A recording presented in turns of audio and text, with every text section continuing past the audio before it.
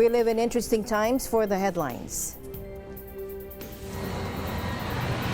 5 people have been killed and many others were injured after a New Zealand volcano popular with tourists erupts suddenly.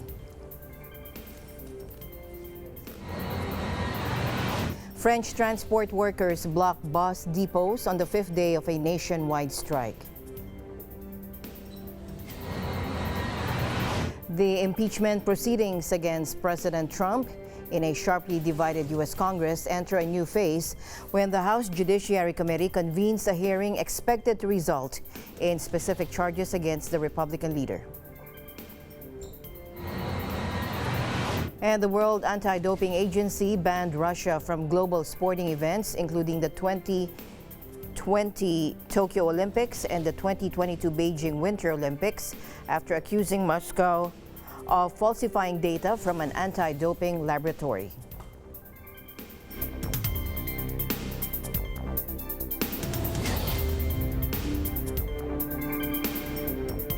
Angeles, wherever you're watching from around the world, thank you very much for joining us, and now to the news.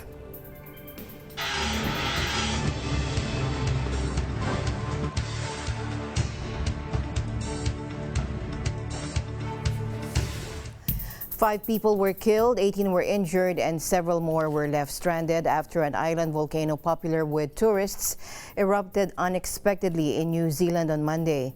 Now, police said some 50 people were visiting White Island when it exploded suddenly in the early afternoon, hurling ash and rock high into the air.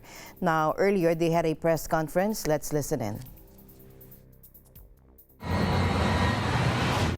We know that there were a number of tourists on or around the island at the time, both New Zealanders and visitors from overseas. I know there will be a huge amount of concern and anxiety for those who have loved ones on or around the island at the time, and I can assure them police are doing everything they can. We do not expect this event to have any significant impacts for the people on the North Island at this time. If the situation changes, we will communicate this.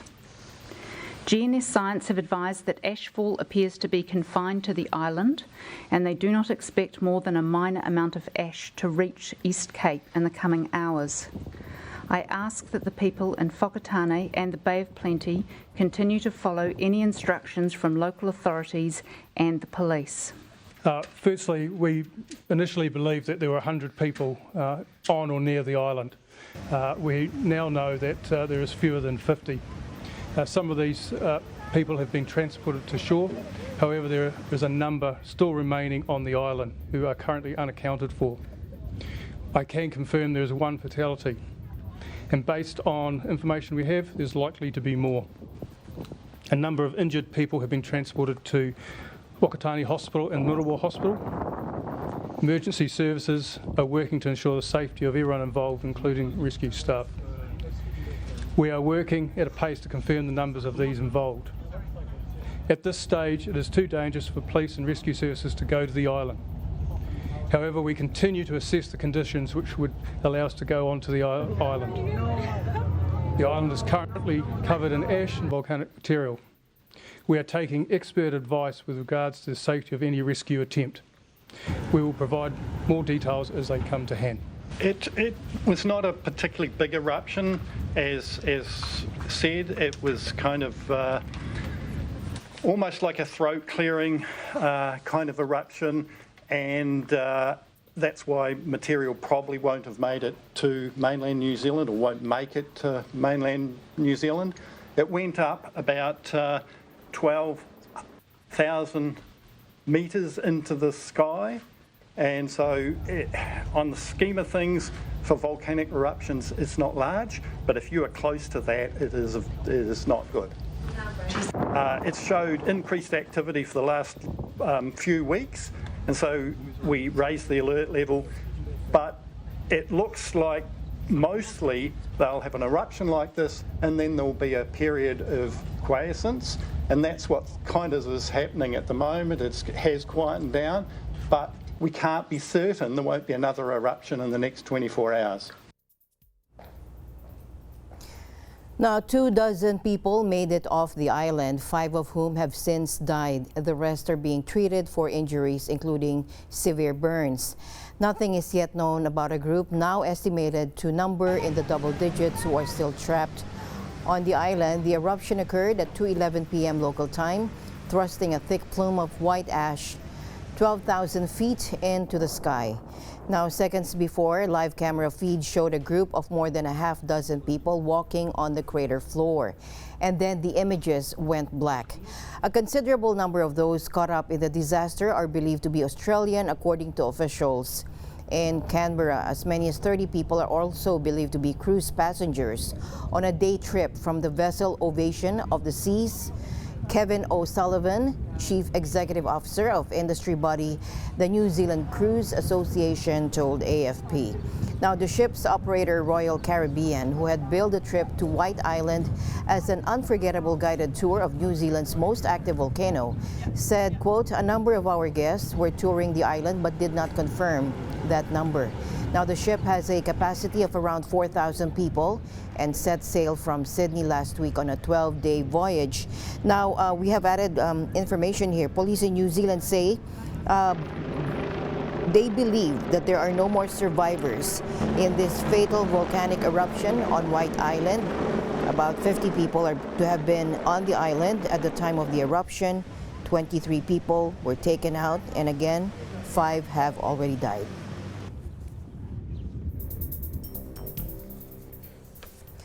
Almost 1,000 tourists were stranded in New Zealand's South Island Monday after wild storms cut highways, washed away bridges, and flooded the rugged landscape. Meteorologists said up to 400 millimeters of rain was dumped on the South Island over 24 hours by a severe weather system that unleashed gale force winds and 230,000 lightning strikes. The main highway through the island was closed after the Rangitara River burst its banks. Townships near the popular Franz Josef Glacier were isolated when landslips blocked road access. With New Zealand entering its peak tourist season, some 970 travelers at Franz Josef were left facing the prospect of taking an expensive helicopter ride to get out or hunkering down until Friday, when the road is expected to be clear.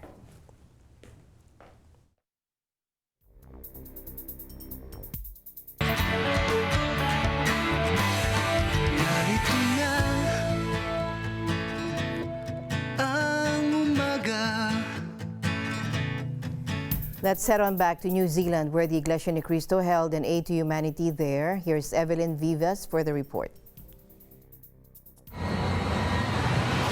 The members of the Iglesia Ni Cristo, or Church of Christ, from the North Shore congregation and the newly established group worship service Silverdale of the Ecclesiastical District of New Zealand ended their spring season by holding an Aid to Humanity evangelical mission.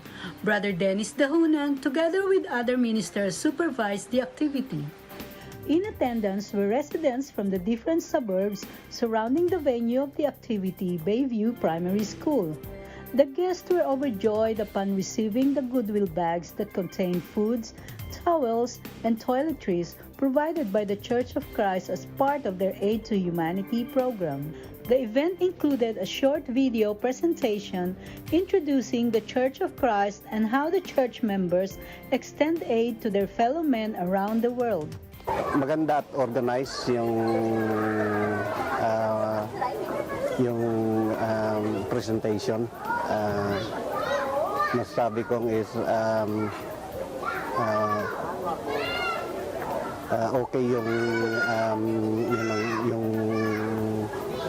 pamamahayag ng mga miyembro, tsaka well supported na rin po yung mga kasama niyo po. Yung messages is medyo intact siya. Kumbaga is nasa may katuturan. This activity further manifests the obedience of the church members in upholding the commandment of God, that is to help those in need. Reporting for Eagle News International, this is Evelyn Vivas, and I am one with 25. And more lingap, Iglesia Ni Cristo members from all over the district of Vanuatu came together to help in the church administration in facilitating the growth of the church. They did so by conducting an aid to humanity there and sharing their faith through an evangelical mission. Here's Emmy Capilita-Roja for the report. The members of the Iglesia ni Cristo or Church of Christ continues their outreach to the communities in need with their Global Aid to Humanity program, extending support to the local residents of the Republic of Vanuatu. The Republic of Vanuatu is a country located in the southwestern Pacific Ocean, an island chain of 13 principal and many smaller islands, roughly 1,000 miles away east of Australia. Vanuatu's indigenous population is called New Vanuatu, mostly Melanesian, with some Polynesian populations in the outlying islands. Most of Vanuatu's islands have unpaved roads that link coastal communities, with very few interior roads. Transportation across islands is either by boat or by airplane. Being a nation with several islands, the geography itself poses economic challenges. Thus, many of the constituents here are living below the poverty line. Led by their church administration, the Iglesia ni Cristo or Church of Christ recognizes the significant impacts of reaching out to the far countries such as Vanuatu.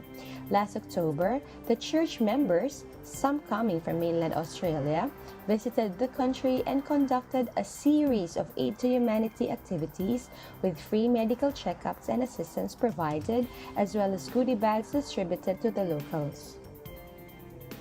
The aid to humanity catered to the residents of the island of Espiritu Santo and also in Black Sands and Eratap in the city of Port Vila. The locals were overjoyed to have received aid from the members of the Church of Christ. Near or far, the Aid to Humanity program of the Iglesia ni Cristo is indeed unstoppable, as helping fellow men is a core value being upheld by the church members. Reporting for Eagle News International, this is Emmy Capilita-Roja and I am one with 25. In other news, out-of-control bushfires forced residents in eastern Australia to flee their homes as other parts of the country braced for a heat wave due next week. Now, bushfires are common in the country, but scientists say this year's season has come earlier and with more intensity. Now, that's because of a prolonged drought and climatic conditions fueled by global warming.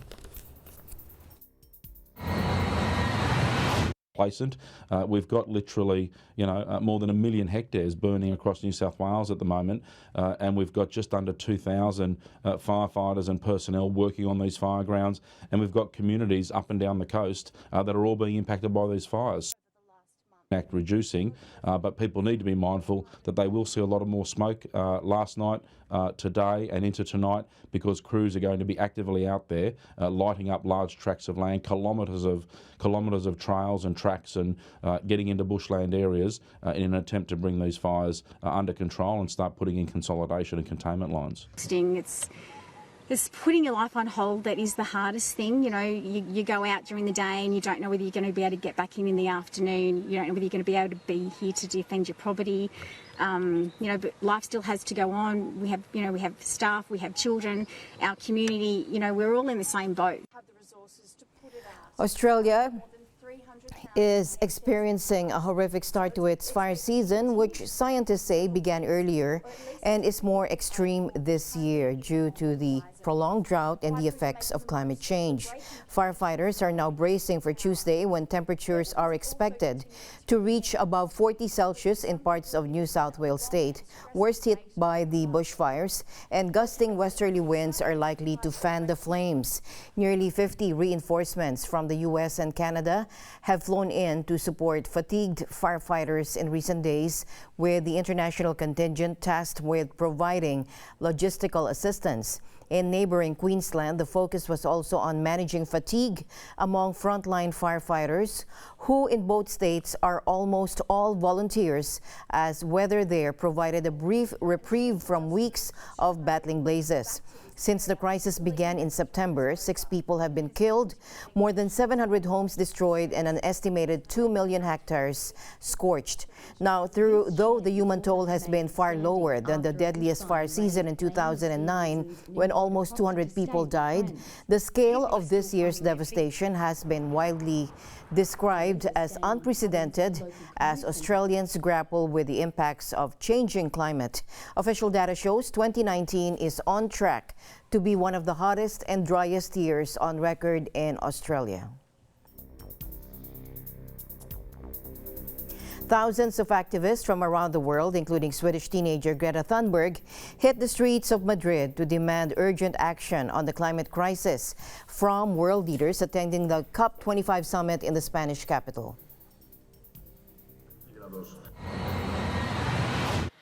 World leaders have gathered here in Madrid to negotiate our future. And I can tell you, the hope is not within the walls of the COP25. The hope is out here with you. To do their job. Place in Madrid on the sidelines of the 12-day UN climate conference, which the Chilean capital Santiago had been due to host but was forced to pull out due to deadly anti-government protests. The COP25 summit opened on Monday with a stark warning from the UN about the utterly inadequate efforts of the world's major economies to curb carbon pollution. The world's top scientists believe the long-term average temperature rise must be limited to 1.5 degrees Celsius over pre-industrial levels to prevent runaway warming and catastrophic longer-term damage. But the level of emissions being released into the atmosphere has risen to an all-time high, triggering global weather hazards from heat waves to intense hurricanes and raging wildfires. We are in one of the most critical moments of our history, and it seems like for the first time we are managing to speak with one voice. That is according to Oscar-winning Spanish actor Javier Bardem, a vocal environmental activist. He said, "Without a planet, there is no future, and politicians, the earth is dying," were among the signs on display. Democracy protesters took part in the largest mass rally through Hong Kong streets in months on Sunday in a forceful display of support for the movement, with the leading activists warning the city's pro-Beijing leaders they had a last chance to end the political crisis. Organizers estimated some 800,000 people snaked for hours through the financial hub's main island as the protest marked 6 months, a vivid illustration of the hostility that still seeds towards the government after half a year of unrest. The city's police force, which historically gives lower crowd turnout figures, told local media 183,000 people attended at the peak, still one of their highest estimates in months. The rally received rare police permission and came 2 weeks after pro-establishment parties got a drubbing in local elections, shattering government claims that a silent majority opposed the protests.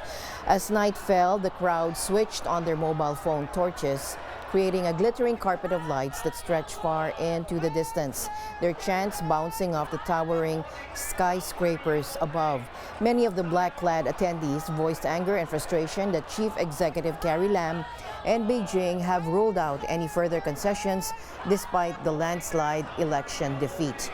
The protests were initially sparked by a now abandoned attempt to allow extraditions to the mainland, but have since morphed into a popular revolt against Beijing's rule. The CHRF, which advocates nonviolence, has been the main umbrella group behind record-breaking rallies earlier in the summer that saw huge crowds regularly march in searing heat. One march in June drew what organizers said was 1 million people. Another soon after drew double that. Authorities have repeatedly banned major rallies in recent months, citing the risk of violence from hardcore protesters.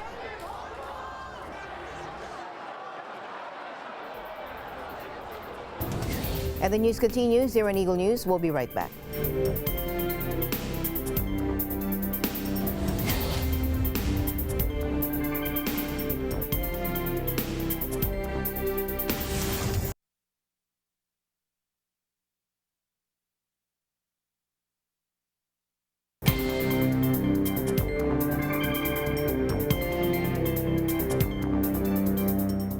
Welcome back. It might be the most Japanese of political scandals, a furor over Prime Minister Shinzo Abe's guest list at a party to mark the annual cherry blossom season.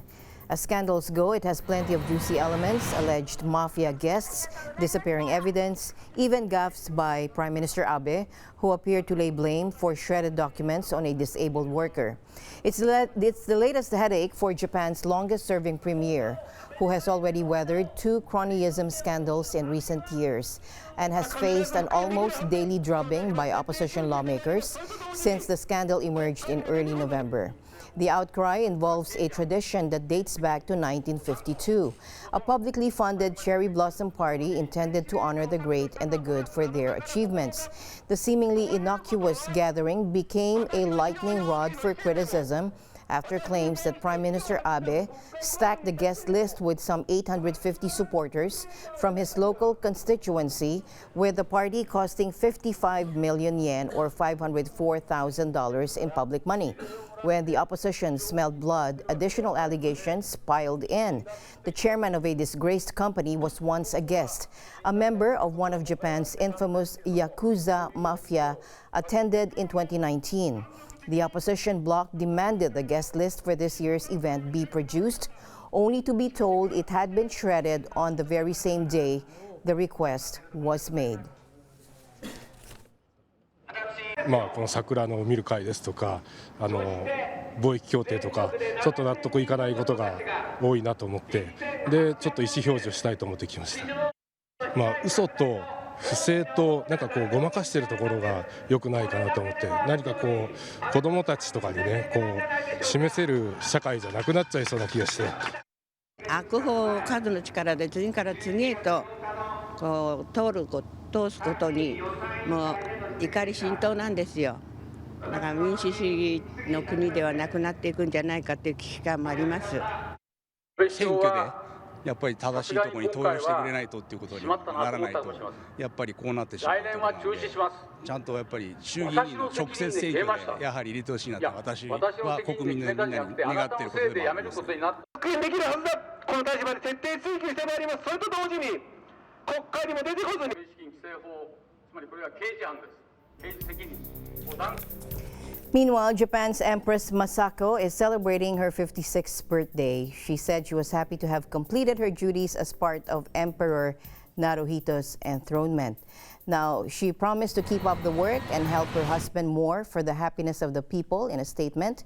In a palace statement, she also expressed thanks to the people and said, "Many smiley faces I've seen in many places are precious memories for me, and they will be my big moral support as I move forward." The daughter of a diplomatic family and educated at Harvard and Oxford, Empress Masako left behind a promising diplomatic career of her own to marry into the royal family. Emperor Naruhito promised to protect her at any cost as she made the transition, and she explained she had sacrificed her career to make myself useful in this new path. But she has also struggled to adjust to the royal life, punctuated only by occasional and highly choreographed public appearances. She also came under enormous pressure to bear a son because Japan's imperial succession excludes women. Now, this scrutiny only intensified after she gave birth to Princess Aiko in 2001, the couple's only child. There are currently just 3 heirs: the emperor's younger brother, Crown Prince Akishino, 53, his 13-year-old son, Prince Hisahito, and 83-year-old Prince Hitachi, the emperor's uncle.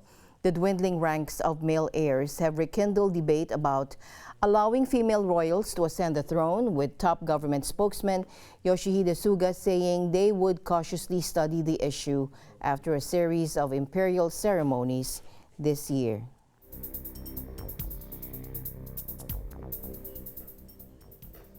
Some 5,000 Ukrainians rallied in Kiev, warning President Volodymyr Zelensky to resist pressure from Russia's Vladimir Putin when the two men meet on Monday for talks on the conflict in Ukraine's east. Більш за все, я боюся, щоб він не підписав ніяких угод з Росією і не пішов на змови з Путіним. Все.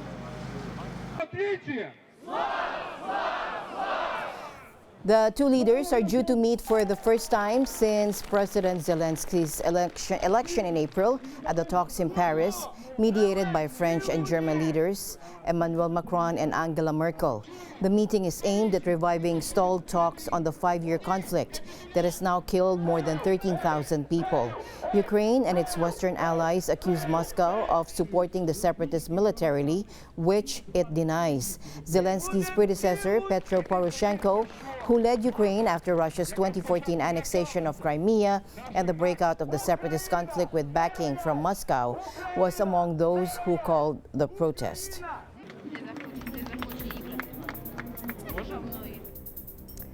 And India's parliament saw raucous scenes on Monday and protests rage in the northeast of the country as MPs debated legislation that stands to give citizenship to religious minorities from neighboring countries, but not Muslims.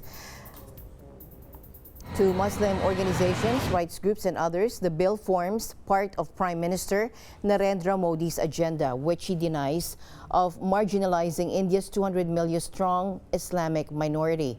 The Citizenship Amendment Bill provides that Hindus, Sikhs, Buddhists, Jains, Parsis, and non-Muslims fleeing persecution in Muslim-majority Afghanistan, Bangladesh, and Pakistan can be granted citizenship.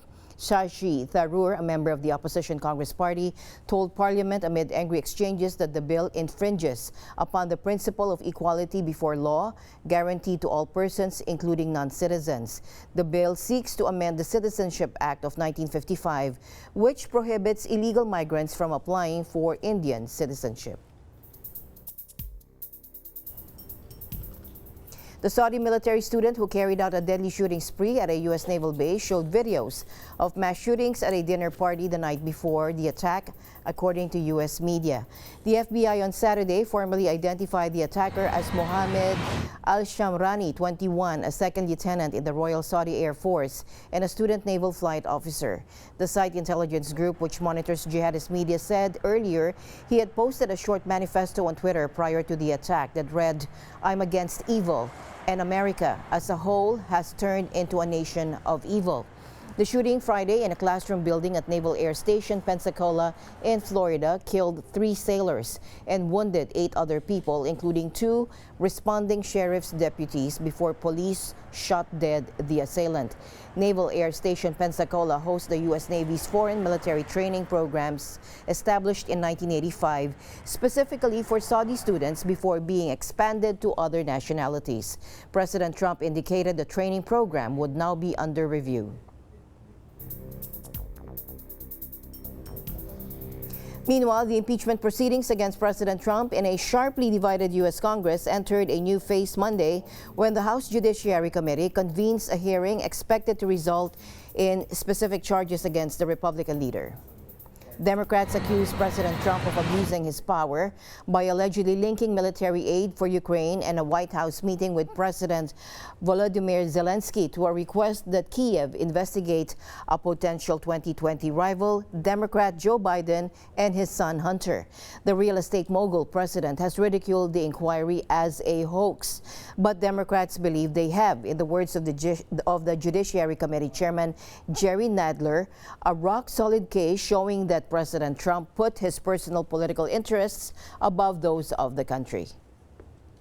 President Trump did not merely seek to benefit from foreign interference in our elections. He directly and explicitly invited foreign interference in our elections. He used the powers of his office to try to make it happen. He sent his agents to make clear that this is what he wanted and demanded. He was willing to compromise our security and his office for personal political gain. Intelligence Committee Chairman Adam Schiff, who is managing the broader inquiry, said that there was overwhelming evidence that the president sought to coerce Ukraine into interfering in our election, and more seriously, deeply sought to obstruct the investigation into that wrongdoing. Take a listen. This report chronicles a scheme by the President of the United States to coerce an ally, Ukraine, that is at war with an adversary, Russia, into doing the President's political dirty work. It involves a scheme in which Donald Trump withheld official acts, a White House meeting, as well as hundreds of millions of dollars of needed military assistance in order to compel that power to deliver 2 investigations that he believed would assist his re-election campaign. Most Republicans have stuck with Trump as the affair has unfolded, saying there's no clear and direct evidence that he wrongly pressured Ukraine for personal political gain. The most important part here is Alexander Hamilton. If you watched the hearing yesterday, Turley was asked the question from John Radcliffe, and he stated and agreed, no bribery, no extortion, no obstruction of justice, no abuse of power. That was the answer. I do not understand what they have going forward. They have a timeline, but they have no proof, so they brought professors in. They selected professors that were donors to the Democratic Party. President Trump said that Democrats were trying to change the rules of impeachment, an apparent but unexplained reference to a 52-page report on the history and legal underpinnings of the process released by Democrats. Republicans have demanded that Hunter Biden, as well as Schiff and the whistleblower at the origin of the inquiry, all testify, but Nadler has rejected those requests, saying the 3 are irrelevant at this point.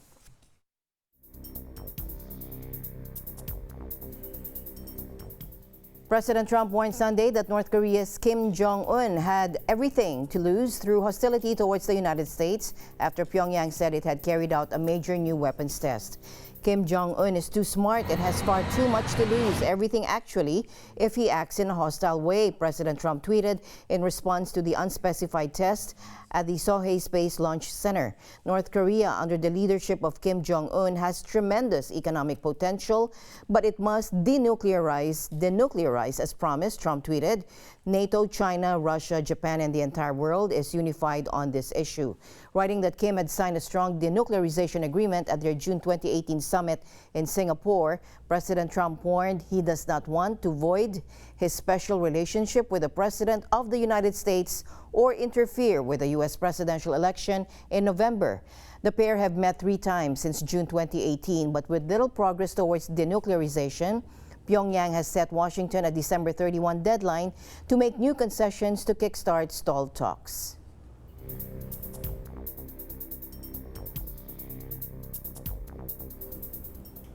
Miss South Africa was crowned Miss Universe on Sunday in Atlanta after a lavish ceremony filled with glitter and heartfelt speeches about female empowerment.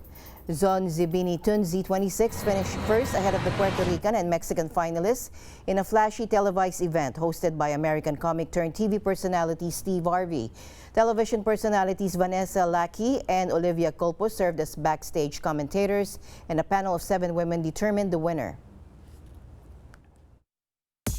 For me to be able to be here today, crowned as a Miss Universe, with my hair looking the way that it does and my skin looking the way that it does, is something truly magical, and I hope that it touches every child who grew up the way that I grew up and was told that, they were not beautiful. And it even extends beauty, because it's not just about beauty, it's about breaking boundaries and doing things that you've been told you can never do before. Educating the future generation is the best way to go. My thing always is, if we fail now as adults, maybe we can do something to change the lives of the future generation. So I want to challenge men to actually step up, to teach their sons how to look at little girls and young girls as their equals from a very young age, so that by the time they grow up to be the men that we need in society today. The 90 contestants from around the globe in the 68th installment of Miss Universe, which was held in Atlanta's Tyler Perry Studios, the 2 favorites ahead of the competition, Miss Thailand, Pawinsuda Saitandrowin, and Miss Philippines, Gazini Ganados, did not make it to the final 10. The Philippines' Catriona Gray, who presented Tunzi with a crown, took home the Miss Universe crown in 2018.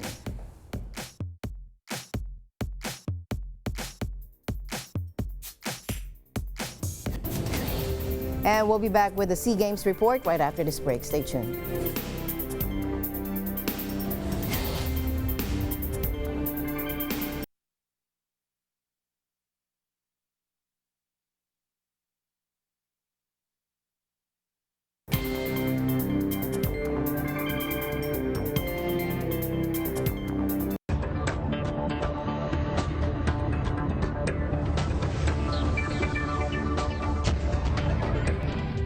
Japan's growth in the July-September quarter was greater than initially estimated thanks to strong pre-tax high consumption and corporate investment, according to government data on Monday. The economy expanded 0.4% in the third quarter to September, better than the 0.1% growth recorded in preliminary data released last month. The latest Cabinet Office data showed the revision beat the market consensus of 0.2% growth and came after 0.5% growth seen in the previous period. Corporate investment and household consumption were stronger than initially thought, helping the world's third biggest economy to keep growing despite a drop in exports amid ongoing global trade tensions, according to the government.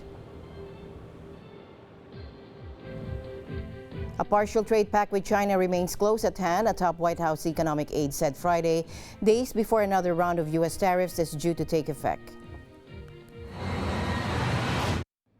We are close. We're not quite there yet. The president has characterized these talks as constructive, and I don't want to make any forecasts about any dates. There's no arbitrary deadlines, never has been. The president laid out a plan that suggested the temporary suspension of some of those consumer goods tariffs you're referring to would go to December 15th, and then it would revert back to the higher rate. I don't want to say that's what's going to happen. I'm just saying keep an eye on it. You're right. I don't want to. President Trump on October 11 announced a very substantial Phase 1 deal, but the two sides have struggled since then to formalize any agreement in writing.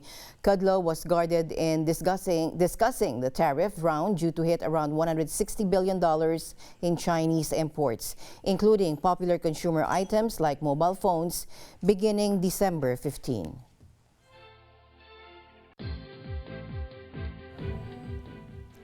Secondary school students tried to block access to their school in Dale for the past few days. Police have been employing a filter barrier every morning to allow access to the establishment.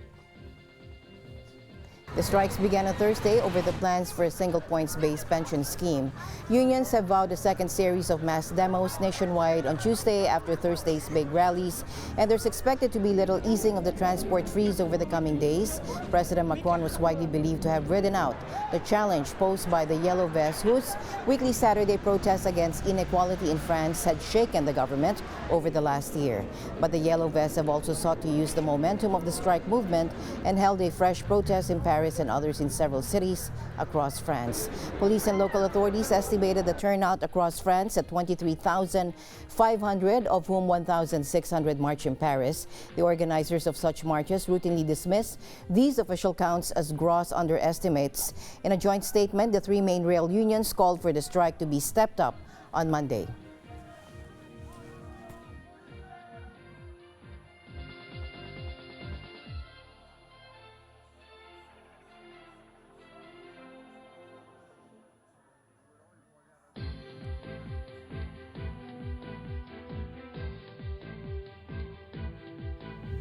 We'll be right back.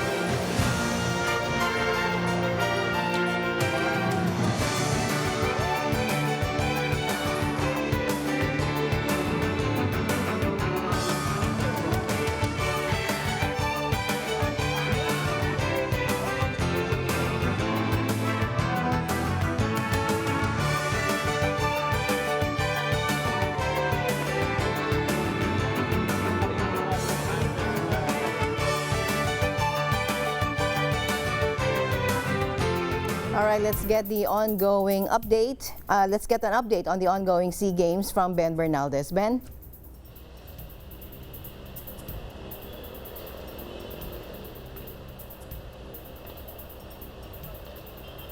Yes, Alma, and it's a great day for the Philippines as the Philippines surpassed the 113 gold medal from the 2005 SEA Games. We now have a total of 135 golds in the 30th SEA Games. And this afternoon, we witnessed the first ever Jiu-Jitsu tournament to be included in the SEA Games. Our Jiu-Jitsu athletes, led by Carlo Peña, became the first ever Jiu-Jitsu gold medalist in the Southeast Asian Games. And the 38-year-old dominated his two bouts in the under 56 kilogram division, capped by a masterful 7-2 rout of Indonesia's Richard Renga in the finals. Peña, who trains at the Empower Training Center in Pasig, easily had his way on the mat, transitioning from a numerous position of control. Meanwhile, our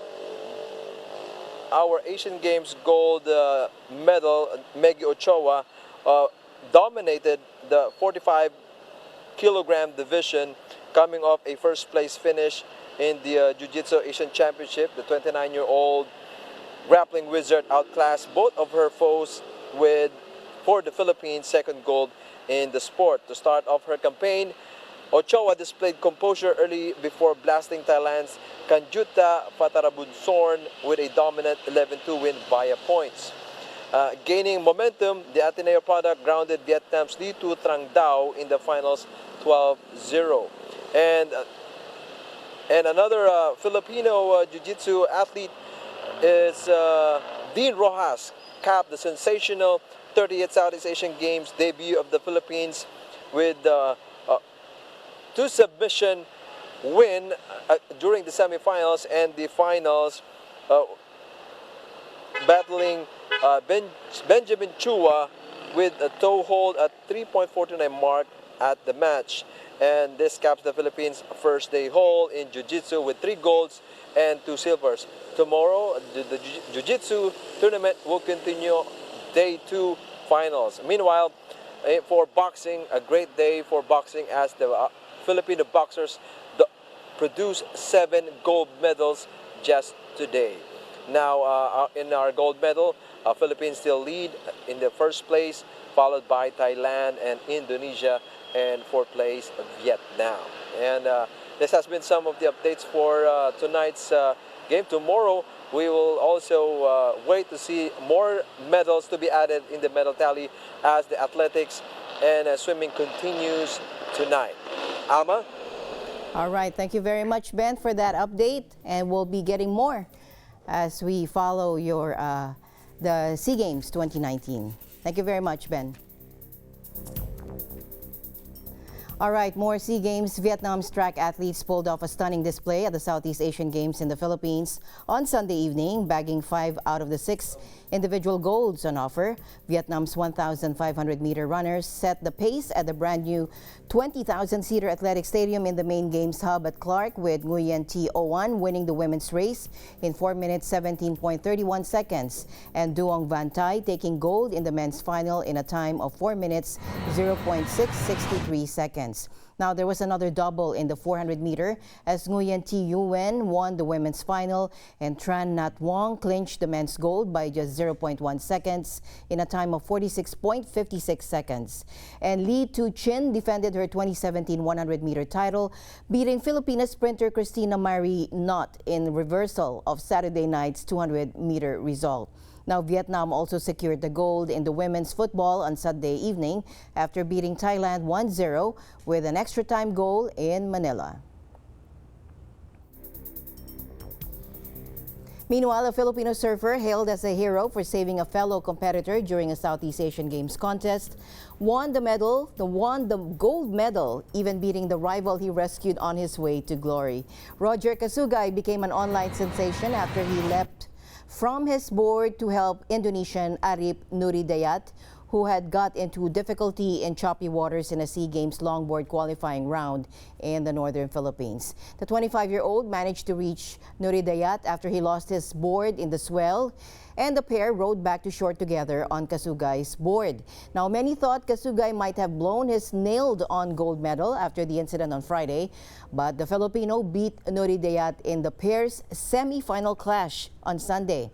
Now, asked if he thought the Indonesian threw the duel in gratitude for saving his life, Kasugay said he beat him fair and square. In other sports news, the World Anti-Doping Agency banned Russia from global sporting events, including the 2020 Tokyo Olympics and the 2022 Beijing Winter Olympics, after accusing Moscow of falsifying data from an anti-doping laboratory. Now, the ruling means Russian athletes will still be allowed to compete at the Tokyo Olympics as neutrals, but only if they can demonstrate that they were not part of what WADA believes was a state-sponsored system of doping.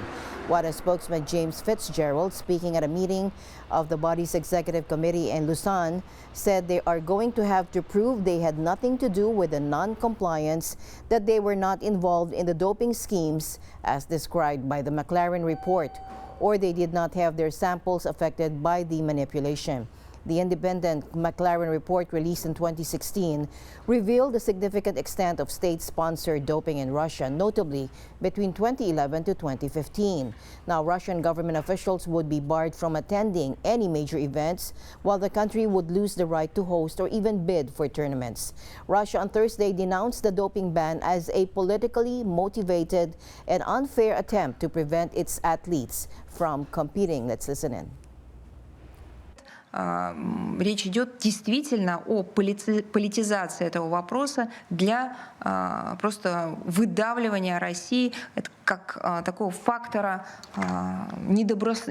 есть такой термин недобросовестная конкуренция.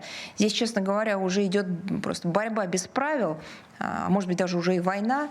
И, конечно, были не десятки, а, я думаю, сотни, по крайней мере, из того, что я видела, фактов, которые свидетельствовали о нерешенности и нежелании решать вопросы, связанные с допингом в целом ряде государств.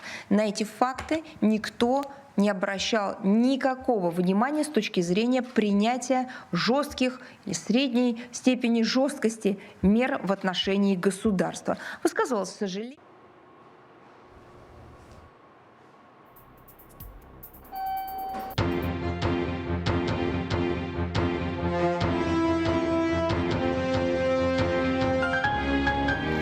Malaysia has reported its first polio case in 27 years, health authorities said, announcing a 3-month-old baby had been diagnosed on Borneo Island. The Malaysian Health Ministry's Director General, Nur Hisham Abdullah, said the baby from Tuaran in eastern Sabah State had been admitted into intensive care after experiencing fever and muscle weakness. The patient is currently undergoing treatment in an isolation ward and is in a stable condition, but needs respiratory support, according to Mr. Nur Hisham, adding that the infant was diagnosed on Friday. The diagnosis comes after the Philippines, which shares a close sea border with Sabah, was hit in September by its first polio case in nearly 2 decades. Nur Hisham said test results showed that the Malaysian child was infected with a strain that shared genetic links to the virus detected in the Philippines. Public health expert T. Jayabalan told AFP that he was not surprised by the polio outbreak because immunization was not mandatory in Malaysia. Polio is a highly infectious viral disease which has no cure and can only be prevented with several doses of oral and injectable vaccines. It affects the nervous system and spinal cord and can be fatal in rare cases. Malaysia was declared polio-free in 2000. The last case in the country occurred in 1992. Meanwhile, global health and infectious disease specialists said a fatal infection with the name Nipah carried by bats has just caused human flare-ups crosswise over South and Southeast Asia, and it has serious epidemic potential. The Nipah virus is a zoonotic virus. It's transmitted from animals to humans and can also be transmitted through contaminated food or directly between people. Coming in close contact with the infected pig, bat, or consuming raw date palm can increase your risk of developing Nipah virus infection, according to authorities. In infected people, it causes a range of illnesses from asymptomatic or subclinical infection to acute respiratory illness and fatal encephalitis. The virus can also cause severe disease in animals such as pigs, resulting in significant economic losses for farmers. Although Nipah virus has caused only a few known outbreaks in Asia, It infects a wide range of animals and causes severe disease and death in people, making it a public health concern. Nipah has a mortality rate of 70%, according to the World Health Organization, and there's no vaccination yet.